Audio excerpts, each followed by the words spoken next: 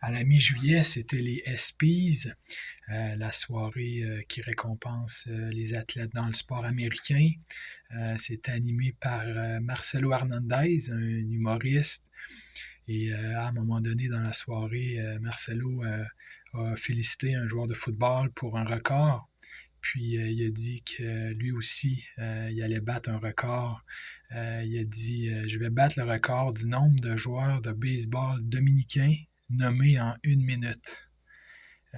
Puis il a ajouté qu'il aurait pu en nommer plus, mais que c'est quelques-uns de ses préférés. Puis une fois que le nom du joueur était nommé, la photo apparaissait dans une sorte de collage à l'écran. Donc c'était comique.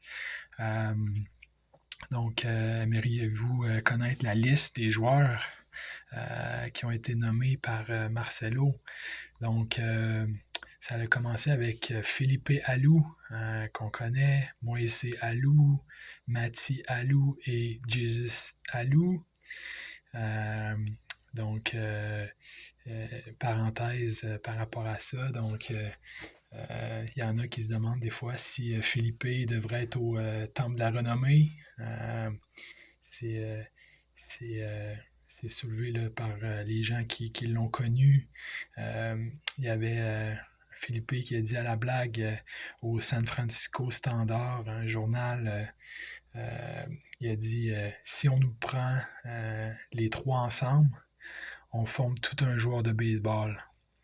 Et mais Philippe, là, plus sérieusement, qu'est-ce qui le distingue, comme le dit l'auteur, c'est qu'il a été un pionnier pour les joueurs dominicains. On le décrit même comme le Jackie Robinson dominicain. Donc peut-être que Marcelo va réouvrir la discussion sur la candidature de Philippe au Temple de la Renommée. À voir. Donc, ensuite de ça, il a nommé Albert Pujols, Sammy Sosa, José Batista, Fernando Rodney, Luis Castillo, Nelson Cruz, Bartolo Colon, Miguel Tejada, Julio Franco.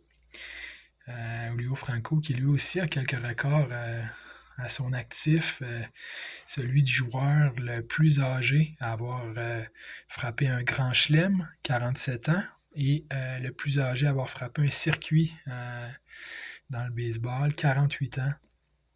Donc, et pour ceux qui se demandent c'est qui le joueur le plus âgé tout court à avoir joué au baseball, c'est Satchel Paige à 59 ans, dont l'autobiographie en 62 s'intitulait Maybe I'll Pitch Forever, qu'on pourrait traduire par peut-être que je lancerai toute ma vie. Si on revient à la liste, il a continué avec Vladimir Guerrero père, Vladimir Guerrero fils, Ubaldo Jiménez, Johnny Cueto, Francisco Cordero, Sterling Marte, Ketel Marte, Manny Ramirez, José Ramirez, Henley Ramirez, Aramis Ramirez, George Bell. Donc, il a mis l'emphase sur George Bell parce que c'est ça, pour montrer que c'est un nom qui sonne pas comme le nom de quelqu'un qui est d'origine d'Amérique latine. Ensuite, Pedro Martinez, Carlos Peña, Jeremy Peña, Willy Tavares, Placido Polanco, Robinson Cano, Juan Marichal, qui est au Temple de la Renommée et qui a joué avec les frères Alou, avec les Giants, Adrian Beltré, Manny Machado, Edwin Encarnacion, Juan Encarnacion, Alfonso Soriano, Rafael Devers, Rafael Furcal, Juan Soto, Carlos Santana, Domingo Santana, Irvin Santana, José Reyes, Fernando Tatis, père, qui a joué avec les Expos de 2001 à 2003, Fernando Tatis, fils, Julio Rodriguez, et il a terminé avec Big Papi, David Ortiz. Il lui restait environ 15 secondes. J'aurais aimé lui suggérer un joueur que j'ai découvert il n'y a pas si longtemps, Pascual Perez, qui est impressionnant là, par, on va dire, sa joie de vivre sur le terrain, beaucoup d'enthousiasme. Il a joué avec les Expos de 87 à 89, mais j'en avais jamais entendu parler. Je vais avoir mis dans la description un vidéo qui est une belle introduction pour comprendre qui était Pascual Perez. Donc voilà, vous savez maintenant que le chiffre à battre là, pour le record, c'est de 48. Ensuite de ça, donc la saison de NASCAR arrive sur son dernier droit. Et une chose que j'avais pas réalisée cette saison, c'est comment les courses allaient être présentées sur différentes chaînes. C'est un peu comme si la saison avait été divisée en blocs. Au début, ça a été télédiffusé sur Fox. Ensuite, ça a été autour de Prime, Amazon, pour 5 courses. Après ça, on a eu TNT, qui veut dire Turner Network Television, également pour 5 courses.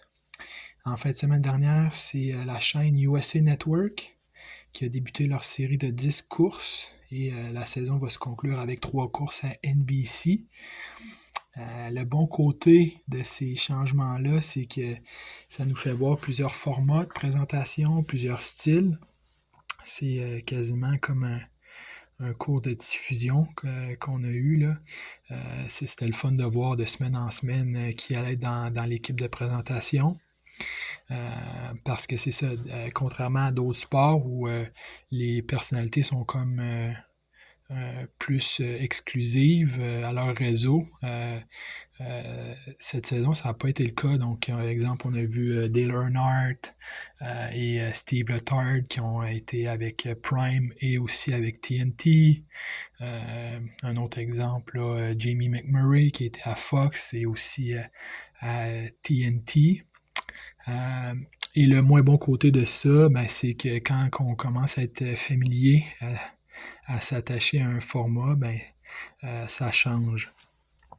Sur Fox, on avait Chris Meyer, Clint Bowyer, Kevin Harvick, Jamie McMurray, Michael Waltrip. Je dirais que leur force, c'était l'humour, la camaraderie entre eux, même si le format est un peu plus veston-cravate. Sur Prime, on a eu Dale, Steve Letard, Carl Edwards, Corey LaJoy. Prime, ils sont forts pour l'aspect vidéo, les courts-métrages d'avant-course. Avec TNT, encore une fois Dale, Steve Letard, Marty Smith, Jimmy McMurray, Jimmy Johnson. Avec eux, on avait un style plus podcast. C'était comme si c'était des chums qui discutaient entre eux. Donc, ça a été ça là, cette saison. Et comme je disais, on est dans le dernier droit. Puis il va y avoir une coupure là, comme au golf pour déterminer les pilotes qui vont pouvoir faire partie des éliminatoires. Ça s'appelle la chase, les éliminatoires. Et je me disais que ça serait amusant de faire la même chose avec les commentateurs. On pourrait se demander là, à quoi ressemble l'équipe parfaite. Si j'avais à la faire, je dirais, dans la cabine de commentateurs, je mettrais soit le duo Dale Earnhardt, Steve Letard, ou le duo Kevin Harvick, Clint Bowyer. Je me souviens d'une course où Dale il n'a pas fait de description pendant les 1 ou 2 premiers tours de la course pour nous permettre de profiter de l'expérience sonore, si on veut. Donc, je vais donner l'avantage à Dale et Steve Letard. Ensuite, je mettrais l'amusant Michael Waltrip pour les entrevues d'avant-course et d'après-course. Ensuite de ça, je mettrais Kim Coon et Regan Smith pour les entrevues pendant la course. Et comme équipe en studio, près de la piste, je prendrais Chris Myers, Marty Smith et Jeff Burton. J'ai probablement dépassé le budget, mais ça serait l'équipe de rêve selon moi. Et parlant de Jeff Burton, C'est quelqu'un qui m'a l'air vraiment fin et durant la dernière course, il y a quelqu'un qui a mentionné qu'elle allait être intronisée au Temple de la Renommée en 2027. Et je suis allé voir sa biographie sur Wikipédia. Ça commence comme ça. Jeffrey Tyler Burton, né le 29 juin 1967, surnommé The Mayor, le maire, est un ancien pilote professionnel américain de stock car et actuel commentateur de course.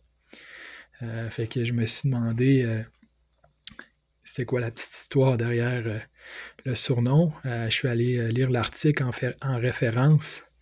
C'est un article qui s'intitule Driver Profile, Jeff Burton, NASCAR's Mayor. Donc, on pourrait traduire ça par portrait d'un pilote, Jeff Burton, le maire de la NASCAR.